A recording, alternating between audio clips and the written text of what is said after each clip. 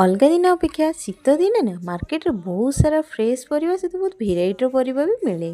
ताहले चलतु शीत दिन सरी जिबा आगरु ना थरे रेसिपी बनै नबा। सी बनेबा में मु प्रथमे सब परिबा गाजर, बीन्स, फुलकोबी, आलू, ग्रीन मटर को चुन चुन करी काटी नेछि।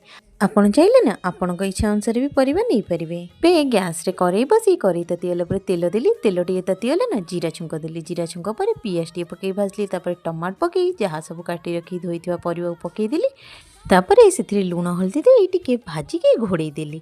टिके समय घोड़े देला पर पुणी खोलिकी देखिए तो परिया पूरा भलसे सिझी जाइए। एबे से परिबा को ना टिके भाजी दे से भाजी रखिथिबा सुजी को पकई देली। सुजी पकई टिके समय भाजला पर गरम पानी दे देली।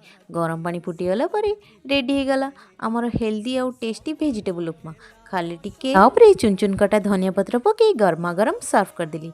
रेसिपीटी भल लगी मो चैनल को लाइक शेयर सब्सक्राइब करियो जेंती ना भूलंदी। रहिली जय जगन्नाथ।